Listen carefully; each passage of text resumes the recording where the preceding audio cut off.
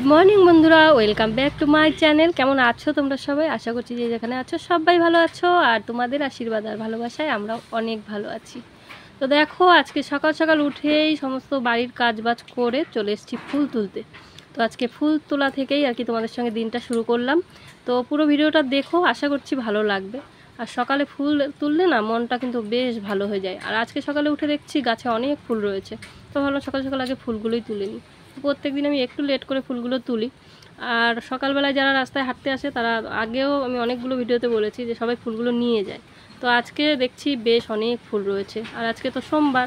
তো চলো ফুলগুলো ওই জন্য তাড়াতাড়ি করে তুলে নিলাম, তারপরে ঘরে গিয়ে বাকি কাজবাজগুলো করব। তো সমস্ত ফুল তোলা হয়ে গেছে, আর ভাবছি একবারে এই যে বেলপাতা রয়েছে একবারে বেলপাতাগুলোও তুলে নিলাম। তো বন্ধুরা, তারপরে চলে এসেছি ঘরে, আর চটপট করে একটু রান্নাও করে নিয়েছি। তো রান্নাটা তোমাদের সঙ্গে শেয়ার করা হয়নি। তো এই যে দেখো, রান্না করেছি আজকে সোমবার নিরামিষ।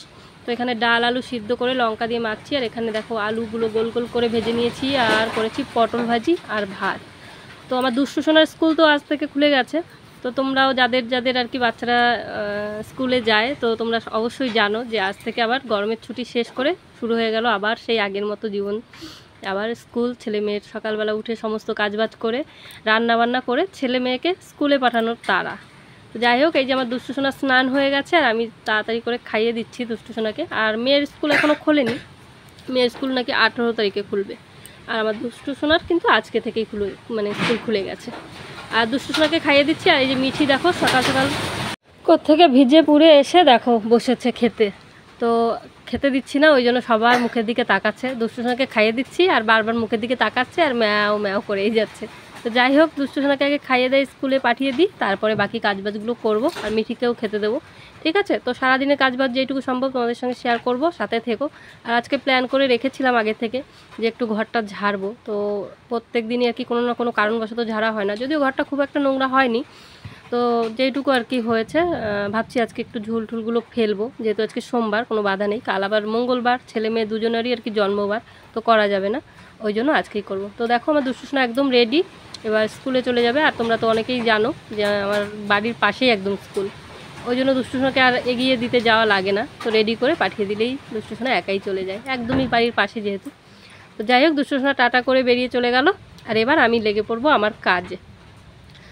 তো দেখো, দুষ্টু সোনা তো চলে গেল, আর এই যে আমি এখন এই যে খাটের বালিশপত্রগুলো সব কিছু আর কি এখানে গুছিয়ে রেখে ঢেকে রাখবো। ঢেকে রেখে তারপরে হালকা হালকা যে ঘরে ঝুল পড়েছে, একটু নোংরা হয়েছে, তো ওইগুলো একটু পরিষ্কার করব।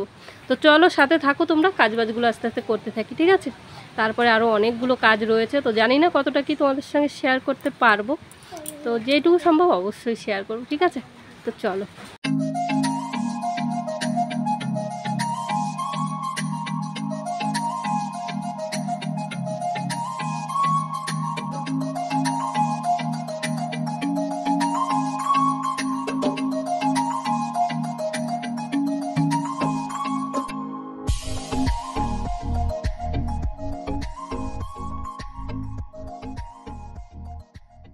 তো দেখো, মোটামুটি ঝাড়া হয়ে গেছে, আর আগেই বললাম যে খুব একটা নোংরা হয়নি।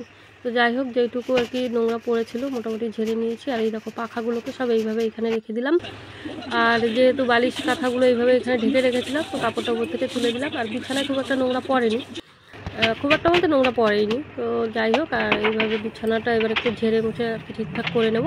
বিছানার চাদরটা যেহেতু 2 দিন আগেই পেতে নিয়েছি, বেশি দিন হয়নি আর কি।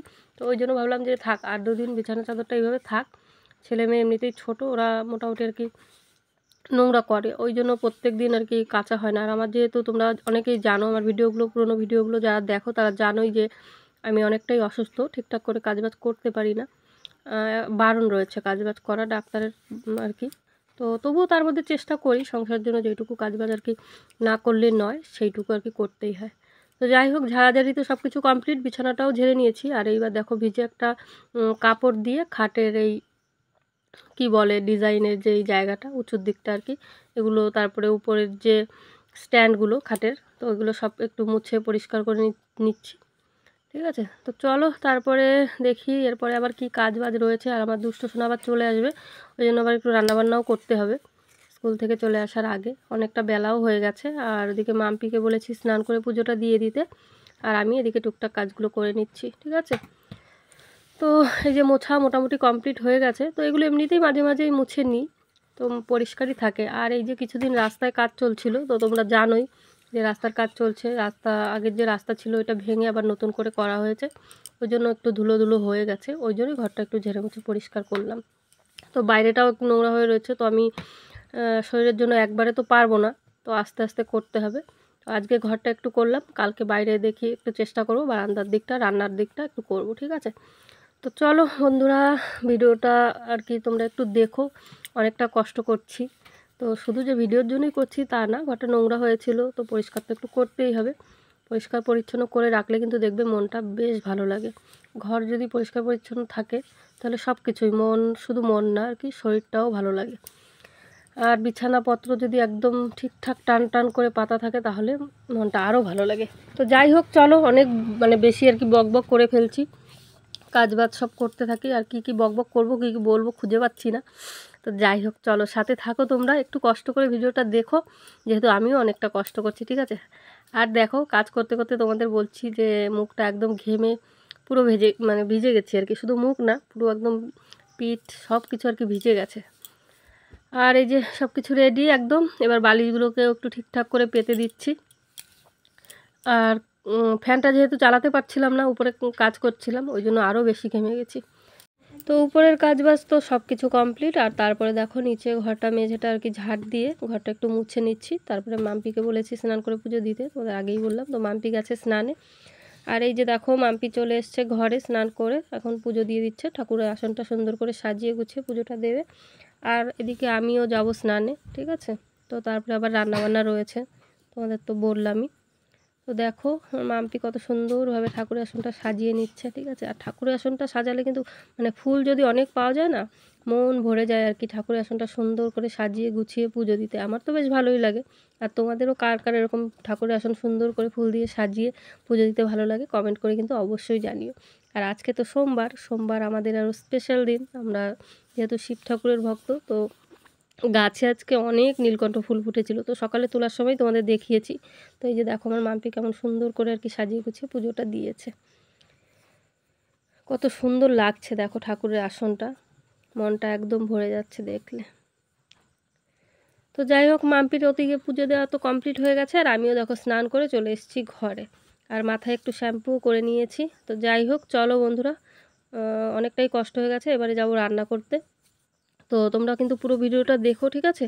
তো আমাদের ভিডিও যদি ভালো লাগে তাহলে লাইক কমেন্ট শেয়ার অবশ্যই করে দিও, আর সাবস্ক্রাইব করে অবশ্যই আমাদের পাশে থেকো। চলো টাটা, দেখা হচ্ছে আবার।